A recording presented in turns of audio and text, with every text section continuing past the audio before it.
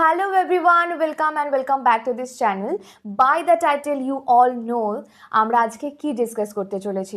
আমরা প্রচুর আমি দেখাতে পারি এখনো যে আমরা কত রকমের রুটিন বানিয়েছি, কত রেজলিউশনস নিয়েছি throughout the year, but to do list আমরা বানালেও সেটা ফুলফিল হয় না। আমরা কিন্তু প্রচুর টু ডু লিস্ট বানাই, প্রচুর টাস্ক নিয়ে চলে আসি সেইখানে, কিন্তু একটা ওয়ার্কও 1-2-3 দিনের বেশি কোনো টু ডু লিস্টই বেশি দিনের জন্য ওয়ার্কিং হয় না। কেন হয় না? কারণ হয়তো আমরা প্রচুর টাস্ক এরকম ওর মধ্যে ইনক্লুড করি যেগুলো করতে আমাদের ভীষণ মোনোটোনাস লাগে, কিংবা সেগুলোতে সঠিক সময় আমরা করি না, বা হতে পারে আমাদের কিছু লাইফস্টাইল হ্যাবিট যেগুলো আমাদের ডিস্ট্র্যাক্ট করে আমাদের এই গোলসগুলোকে অ্যাচিভ করার জন্য। তাহলে প্রত্যেকটা টু ডু লিস্ট যেগুলো আমরা বানাই সেগুলো কি সবটা ইউজলেস?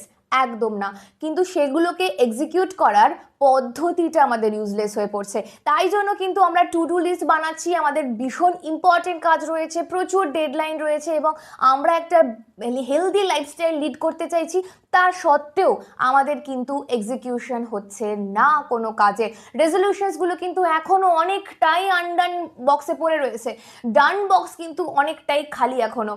তো এই এখন যে কটা দিন বাকি আছে আমাদের বছর শেষ হওয়ার জন্য, চলুন আমরা এমন কিছু টিপস হ্যাকস লাইফে শিখি, সেখান থেকে কিন্তু এই আনডান বক্স যেগুলো এখনও ফুলফিল হয়নি, যে গোলসগুলো যেগুলো আমরা এখনও অ্যাচিভ করতে পারিনি, হয়তো এবছরেই আমরা সেগুলো অ্যাচিভ করে ফেলবো। আজকে যে টিপসগুলো আপনাকে শেয়ার করতে চলেছি সেটা কিন্তু শুধুমাত্র টিপস নয়, সেটা কিন্তু আপনার শুধুমাত্র টু ডু লিস্টটাকে সুন্দর বানানোর পদ্ধতি নয়, সেগুলো কিন্তু শুধুমাত্র আপনার রেজলিউশনসগুলোকে কমপ্লিট করা নয়, বরং এমন কিছু এফেক্টিভ লাইফ হ্যাকস আমি বলবো বা জানাবো আপনাদের, যেটা আমি পার্সোনালি এখনও অবধি ফলো আপ করছি, সেগুলোর এত এফেক্টিভ রেজাল্ট আমি পেয়েছি যে মনে হলো আপনাদের সাথে শেয়ার করি। সেগুলো কিন্তু পালন করলে, সেগুলো যদি আপনি মেনে চলেন, তাহলে 2025-এ শুধুমাত্র আনডান টাস্ক নয়, বরং 2026-এও আপনি সুন্দর করে শুরু করতে পারবেন, এবং 2026-এ আপনি আপনার স্বপ্নের দোরগোড়ায় একদম পৌঁছে যাবেন, সফলতার মুখ আপনি নিশ্চয়ই দেখবেন। এগুলো কেবল কথার কথা নয়। তাই চলুন চলে যাওয়া যাক সেই বিষয়টির মধ্যে, যে বিষয়টি আজকে ডিসকাস করতে চলেছি। বেদ কতটা বড় একটা আমাদের কাছে গ্রন্থ তা কিন্তু আমরা অনেকেই জানি না, কারণ সেভাবে আমাদের কিন্তু বেদ, গীতা, কিংবা ভগবদ গীতা, বেদ, উপনিষদ, এগুলো আমরা কিন্তু ছোটবেলা থেকে সেভাবে পড়ি না। বেদের কোনো একটা গল্প, উপনিষদের কোনো শিক্ষামূলক গল্প কোনো সময় আমাদের একাডেমিক রুটিনে চলে আসে, কোনো দিন একাডেমিক সিলেবাসে চলে আসে, এর থেকে বেশি কিছু করে আমরা কিন্তু বেদ উপনিষদ পড়ি না। কিন্তু এই বেদেই বলা আছে আপনার সেই রহস্যগুলো, যেগুলো আপনি প্রতিপালন করলে বা আপনার ডেইলি লাইফস্টাইলে যদি আপনি সেগুলোকে এক্সিকিউট করেন, তাহলে কিন্তু আপনিও হতে পারেন সেই জয়ী ব্যক্তি। আর এই বেদ কিন্তু আপনার ব্যক্তিত্বকে, আর এই বেদ কিন্তু মানুষের জীবনধারা কেমন হতে পারে বা হওয়া উচিত সেগুলো সম্পর্কে সুন্দর বর্ণনা দিয়েছে। সেগুলো আজকাল আমরা অনেকেই জানি, কিন্তু সবটা নয়। তাই আজকে আমি বেদ থেকে আপনাদের এমন কিছু টিপস বলবো যেগুলো বেদে উল্লেখ রয়েছে, যেগুলো ফলো আপ করলে আপনি হেলদি লাইফস্টাইল তো পারবেনই করতে, এবং এই হেলদি ডিসিপ্লিন লাইফস্টাইল আপনাকে পৌঁছে দেবে আপনার সেই প্রত্যেকটা টু ডু লিস্ট, যেগুলো আপনাকে ফুলফিল করতে করতে যেতে পারবেন। আর কোনো টু ডু লিস্ট আপনাকে 2-3 দিন ফলো আপ করে ফেলে দিতে হবে না। এরপর থেকে যে প্ল্যান আপনি বানাবেন, যে গোলস আপনি সেট করবেন, সেগুলো কিন্তু আপনার এই হেলদি লাইফস্টাইলই আপনাকে সেগুলো অবধি পৌঁছে দিতে সাহায্য করবে। কারণ আপনি এই জিনিসগুলো পালন করলেই আপনার ডেইলি লাইফে আপনি ভীষণ প্রোডাক্টিভ হবেন, এবং আপনি কিন্তু আপনার কাজের প্রতি একনিষ্ঠ থাকতে পারবেন। বৈদিক দিনাচার্য এই কথাটার মানে হচ্ছে বেদ অনুযায়ী আপনার দিন যাপন কেমন হওয়া উচিত। বেদে দিন যাপন এবং রাত্রি যাপনের দুটো আলাদা আলাদা ব্যাখ্যা আছে। এই ভিডিওর মাধ্যমে আমরা জানবো যে আপনার দিনাচার্য আপনার দিন যাপন বেদ অনুযায়ী কেমন হওয়া উচিত। এতদিনে আপনি প্রচুর ভিডিও দেখে নিয়েছেন এবং এটুকু বুঝতে পেরেছেন যে ব্রহ্ম মুহূর্তে ওঠা বা সকালবেলা তাড়াতাড়ি ঘুম থেকে ওঠা বা সূর্যোদয়ের আগে ঘুম থেকে ওঠার তাৎপর্য কতটা, সেটা নিয়ে আমি আর বিশদে কিছু বলছি না। এর তাৎপর্য কিন্তু আমাদের পূর্বপুরুষেরা পর্যন্ত ফলো আপ করে এসছে, যেটা কিন্তু আজকের যুগে দাঁড়িয়ে আমরা ভুলতে বসেছি। আমাদের লেট নাইট এবং লেট ওয়েক আপ এটা একটা যেন রুটিন হয়ে গেছে। এটাতে আমরা ভীষণ প্রাউড ফিল করি, মোটেই এটাতে প্রাউড ফিল করা উচিত নয়। আমি জানি যাদের নাইট শিফট ওয়ার্ক থাকে, নাইট শিফটে কোনো কাজ থাকে, আমি তাদের কথা বলছি না, কিন্তু যারা আমরা মোটামুটি 9 to 5, 9 to 7 যাই হোক জব করি, ওয়ার্ক ফ্রম হোম বা ওয়ার্ক ফ্রম অফিস, তাদের কিন্তু একটা হেলদি রুটিন থাকা দরকার। তাই জন্য বেদে বলছে যে যত তাড়াতাড়ি সম্ভব দরকার হলে সূর্যোদয়ের আগেই উঠে পড়ুন। সূর্যোদয়ের আগে ওঠা বা ব্রহ্ম মুহূর্তে ওঠা এটা কিন্তু আজকালকার দিনে দাঁড়িয়ে হট করে আপনি চেঞ্জ করতে পারবেন না। আপনার মডার্ন লাইফস্টাইলের সাথে আমি যদি ব্যালেন্স করে টিপটা বলি, যে তাহলে আপনি কিন্তু চেষ্টা করুন প্রতিদিন আপনি যা গতকাল উঠেছেন বা তার আগের দিন উঠেছেন, আজকে তার থেকে আধ ঘন্টা আগে উঠতে। এইভাবে কিন্তু আপনি ওঠার সময়টাকে এগিয়ে নিয়ে যেতে পারেন। গতকাল আপনি সকাল 8টার সময় ঘুম থেকে উঠেছেন, আর আজকে আপনি ভোর 5:30টায় ঘুম থেকে উঠতে চাইছেন, আপনার বডি পারমিট করবে না। আপনার ব্রেন বারবার এটা আপনাকে বোঝাবে যে আপনার কোথাও 2-2.5 ঘন্টা স্লিপ ডিপ্রাইভেশনে আপনি ভুগছেন। তাই ব্রেনকে এমনভাবে ট্রিক করুন যে আপনি 15 মিনিট কি আধ ঘন্টা আগে ঘুম থেকে উঠুন গতকাল যা উঠেছিলেন। সেইভাবেই আপনি স্কেডিউলটাকে এগিয়ে নিয়ে আসুন, এবং এর সাথে মাথায় রাখবেন যে আপনার কিন্তু প্রতিদিন 7 থেকে 8 ঘন্টা ঘুম প্রয়োজন। তাহলে সবার আগে সকালের অ্যালার্ম সেট না করে আপনি রাত্রে কখন ঘুমোতে যাচ্ছেন সেই সময়টা নির্ধারণ করুন। তাহলে রাত্রে যে টাইমে ঘুমোতে যাচ্ছেন তার থেকে ঠিক 7 ঘন্টা কি 8 ঘন্টার মধ্যে আপনি ঘুম পরিপূর্ণ করে উঠে পড়ুন। অনেকেই বলবেন যে এই ব্রহ্ম মুহূর্তে ওঠাটা কি সত্যি খুব গুরুত্বপূর্ণ? আমার উত্তর হচ্ছে হ্যাঁ, একদমই খুব গুরুত্বপূর্ণ। বাট ওই যে বললাম, একদিনে জিনিসটা আপনার বদলাবে না। আপনার বায়োলজিক্যাল ক্লক আপনার সেট হয়ে গেছে, তাই চেষ্টা করুন এখন থেকে যতটা তাড়াতাড়ি সম্ভব ধীরে ধীরে রুটিনটাকে চেঞ্জ করার, এবং যতটা তাড়াতাড়ি সম্ভব ঘুম থেকে উঠে পড়ার। ঘুম থেকে উঠে কি করবেন? Phone check? একদম না। ঘুম থেকে উঠে আপনি আপনার ডিভাইসের সাথে একদম সম্পর্ক বিচ্ছিন্ন রাখুন। ডিভাইসের সাথে একদম কোনো কানেকশন না। চোখ খুলে বিছানায় বসে আপনি যেটা প্রথম করবেন সেটা হচ্ছে আপনি আপনার হাতের তালুর দিকে তাকাবেন।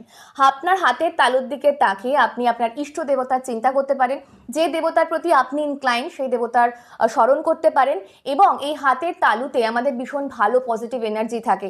সেই জন্য আপনি হাতের তালুটা তারপর রাব করে আপনার চেহারায়, আপনার পুরো শরীরে মাখিয়ে নিতে পারেন, জাস্ট হাত বুলিয়ে নেওয়ার মতো করে।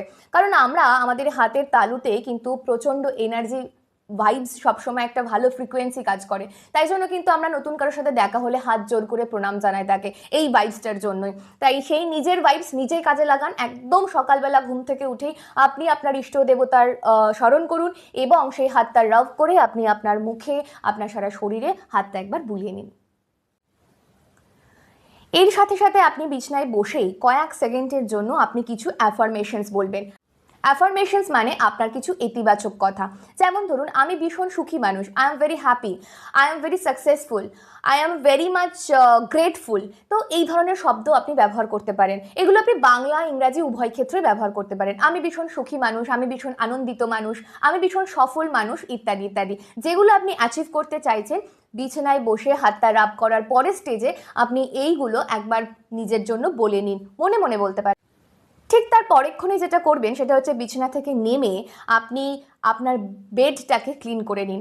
আপনি বেডটাকে ক্লিন করে আপনি বিছানাপত্র গুছিয়ে আপনার সমস্ত জিনিসটা সুন্দর করে গুছিয়ে তারপর আপনি ফ্রেশন আপ হতে যান। কারণ ফ্রেশন আপ হতে যেখানে যাচ্ছেন সেখান থেকে ফিরে আসছেন আপনি কিন্তু পুরো একদম সতেজ হয়ে, মনটাকে একদম তরতাজা করে। কিন্তু ঘরে যেই ঢুকবেন দেখবেন সব কিছু আনঅর্গানাইজড, হয়তো আপনাকে সেই পজিটিভ ভাইবসটা দেবে না সকালে। তাই জন্য যখন আপনি ফ্রেশন আপ হতে যাচ্ছেন তার আগে অবশ্যই আপনি মানে মেক শিওর করুন আপনি আপনার বিছানা পুরো গুছিয়ে ক্লিন করে তবে ফ্রেশন আপ হতে গেছেন।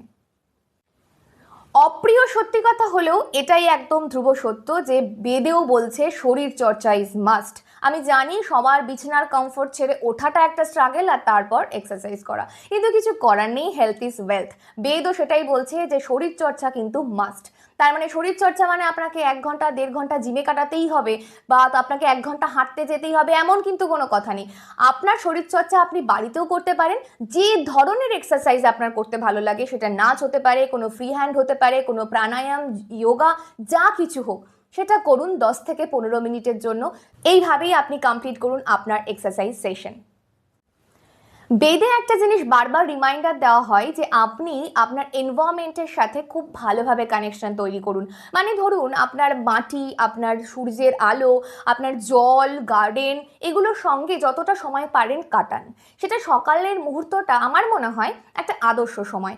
কেন বলুন তো? কারণ সকালের মুহূর্তটাতে একটা সূর্যের সুন্দর একটা খুব নমনীয় একটা আলো আমরা পাই, যেটা হয়তো বেলা বাড়ার সাথে সাথে সেটাতে ইউভি রে চলে আসে। কিন্তু সকালের সূর্যের আলোটা আমাদের সবার নেওয়া উচিত, কারণ আমরা ভিটামিন ডি কিন্তু সূর্যের আলোতেই একমাত্র এত পরিমাণে পাই, যার সাবস্টিটিউট কিন্তু আর কোথাও এতটা নেই। সেই জন্য সূর্যের আলোটা আমাদের, সূর্যের রোদটা যেটা সকাল সকাল পাওয়া যায়, আমি বলবো যে মোটামুটি 9টা-10টার আগে যে রোদটা আপনি পাবেন, সেখানে আপনি একদম মানে একদম সূর্যের আলোটাকে প্রাণ ভরে এনজয় করুন। আপনি আপনার বাগানে কিংবা ব্যালকনিতে কিংবা ছাদে যখন যাচ্ছেন সূর্যের আলোটাকে প্রখর আলোটাকে একটু নিজের শরীরের মধ্যে লাগানোর জন্য, সেই মুহূর্তটাকে এনজয় করার জন্য আপনি কিন্তু আপনার হাতে একটা কাপ রাখতে পারেন। কাপে কি রাখবেন? না না না না না, চা কফি নয়। বেদ কিন্তু চা কফি দিয়ে দিন শুরু করার জন্য সাজেশন দিচ্ছে না। বেদ কি বলছে? বেদে কিন্তু বলা হচ্ছে যে আপনি আপনার সকালটা শুরু করুন 1 কাপ উষ্ণ গরম জল দিয়ে। উষ্ণ গরম জল আপনি সিপ নিয়ে নিয়ে বা চুমুক দিয়ে দিয়ে খেয়ে নিন। এই গরম জলটা খেতে পারেন। তার সাথেও বেদে আর একটা সাজেশন দেওয়া আছে যে আপনি আগের দিন রাত্রে কোনো তামার পাত্রে ভিজিয়ে রাখা জলও, এটাও কিন্তু সেবন করতে পারেন সকালবেলা। তো সূর্যের আলোতে শুধু শুধু না হেঁটে আপনি এই কাপটাও সাথে রাখতে পারেন, যেখানে আপনাকে একটা কোম্পানি দেবে। প্রথমে আপনি এক্সারসাইজ করলেন, তারপর আপনি সূর্যের আলোতে কিছুক্ষণ থাকলেন।